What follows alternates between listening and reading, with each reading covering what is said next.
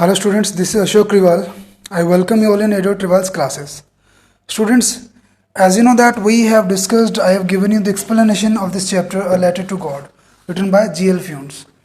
Yes, my dear students, this is the chapter of your 10th class and we have discussed the summary and detailed explanation of this chapter. So today we are going to have the solution, the complete solution of this chapter. Okay, so let's go with the question answers. See, very easy. Where did Lencho hop? What did Lencho hop for? Lencho किस चीज़ की उम्मीद रखे हुए था? You know very well Lencho, who was a farmer और who had a corn crop, corn की crop थी उसकी और इस टाइम वो एक हल्की सी बारिश की वेट कर रहा था. So Lencho hoped for a good rain as it was much needed for a good harvest. अच्छी फसल के लिए वो बहुत ज़रूरी थी. The next one is, why did Lencho say the raindrops were like new coins? See, you know very well, हमने discuss किया था चैप्टर में कि न्यू कॉइन्स, क्योंकि जो बारिश की ड्रॉप्स थी वो एकदम सिल्वर जैसी, चांदी जैसी चमक रही थी. तो Lencho compared the rain drops with new coins because they were promising him a good harvest result in more prosperity. New coins क्योंकि वो बारिश की बूंदें जो थी वो उसके लिए एक नए सिक्के के जैसी थी. क्यों? क्योंकि वो चमक भी रही थी. दूसरी बात ये थी कि अच्छी बारिश होगी तो उसको अच्छा बेनिफिट मिलेगा, अच्छी फसल होगी. ठीक है, next question. Question number 3. It says that how did the rain change? What happened to Lencho's field? Lencho के field को क्या हुआ? बारिश कैसे बदल गई? See, the rain changed into hailstone. हमने डिस्कस किया था कि सडन जो हल्की बारिश थी वो तूफानों में बदल गई, ओले में. जो बड़े बड़े ओले होते हैं बर्फ के वो गिरने लगे थे. Right? As a strong wind began to blow and the huge hailstones began to fall along with rain. और बड़े बड़े जो ओले थे, hailstones जो थे वो बारिश के साथ आने स्टार्ट हो गए थे. And in Lencho's field got destroyed because the weather conditions. So Lencho का जो field था वो weather conditions के कारण total destroy हो गया था. ठीक है. Next question is, what were Lencho's feeling when the hail stopped? अब Lencho की feeling कैसी थी जब बारिश रुकी, जब वो ओले रुके?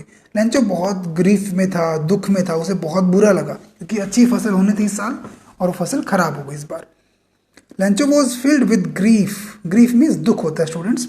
After the hail stopped, as everything was ruined, ruined, ruin means तबाह होना, नष्ट होना, destroy होना. There was nothing that he could feed his family with. अब अपने परिवार को खाना खिला के इतना भी नहीं बचा था. He could see a bleak future. Bleak future means dark, hopeless. ठीक है, bleak means hopeless, dark future for him and his family. So this is the answer. Next question, question number 5 says that. Okay, who or what did Lencho have faith in? What did he do? Lencho का faith किस में था, उसने क्या किया? हमें पता है A Letter to God जो कि टाइटल है. तो लेंचो ने क्या लिखा? एक लेटर लिखा. Lencho had firm faith, firm means definite, निश्चित, faith in God.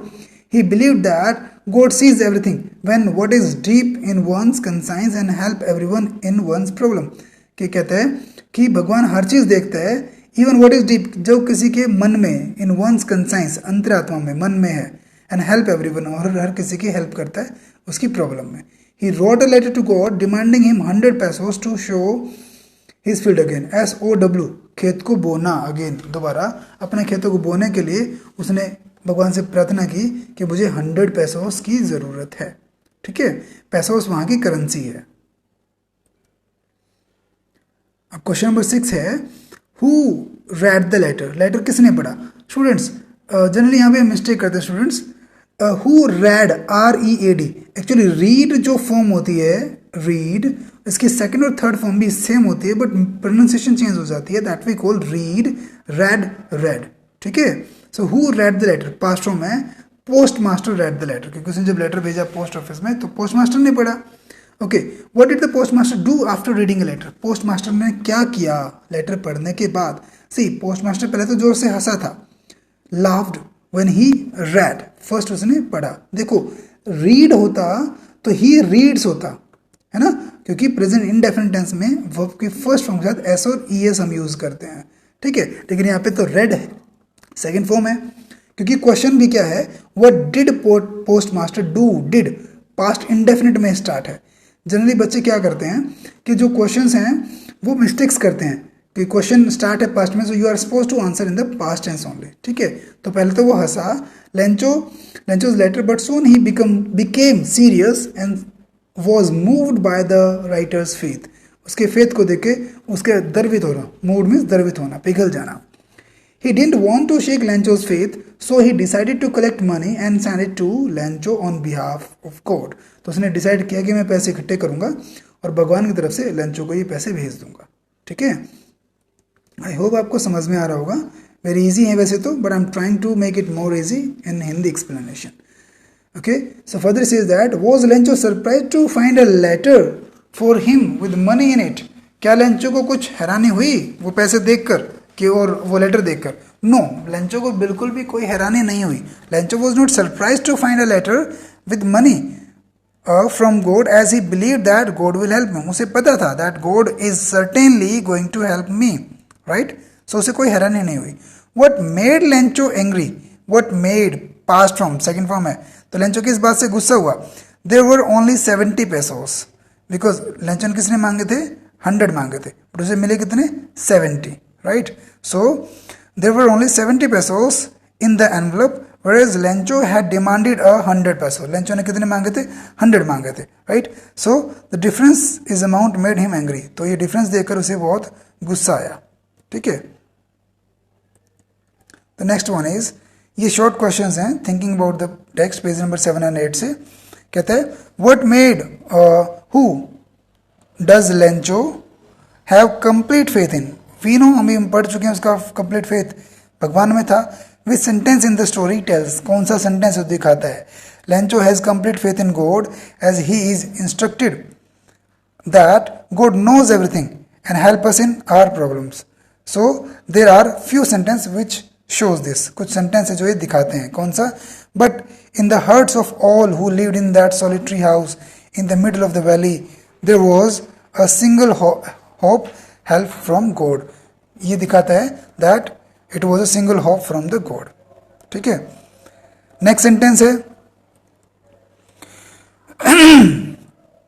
All through the night Lencho thought only of his one hope, क्योंकि जब उसकी फसल खराब हो गई तो उसकी ओनली वन होप उसने सोची, दैट वॉज गॉड। तो ये भी दिखाता है that he had only firm faith. God, he wrote, if you don't help me, my family and I will go hungry this year. This line also shows कि भाई वो उसका firm faith था भगवान में। God could not have made a mistake. ये line भी दिखाती है सेंटेंस में, मीन्स आपके टेक्स्ट में, कि भाई भगवान ऐसी गलती कर ही नहीं सकता, क्योंकि उसने तो 100 मांगे थे और उसे मिले कितने? 70। तो ये भी दिखाता है that he had a firm faith. Next question says that why does the postmaster send money to Lencho? Lencho के पास पैसे क्यों भेजे? And why does he sign letter to means as a God? क्योंकि वो नहीं चाहता था कि किसी ऐसे आदमी का भगवान में विश्वास कम हो, क्योंकि ऐसे आदमी बहुत कम है जिनके अंदर एक फर्म बिलीफ हो, one who have great belief in God. So postmaster sends money to Lencho in order to keep. देखिए यहाँ पे वाई डज यानी कि प्रेजेंट इंडेफिनिट में है, तो आंसर भी किस में आया? सेंड्स, प्रेजेंट इंडेफिनिट में। लेंचो's faith in God alive and firm as he was completely moved by it. When postmaster reads the letter of Lencho to God, he becomes serious हो जाता है और वो नहीं चाहता कि उसका फेथ खत्म हो भगवान में। So decide to answer the letter. He gathers money. अब क्या हुआ? पोस्ट मास्टर ने भी कुछ अपने पैसे दिए अपनी सैलरी से और बाकी लोगों से भी लिया, and that's why he sent a letter, ठीक है। Next question, did Lencho try to find out what who had sent the money to him?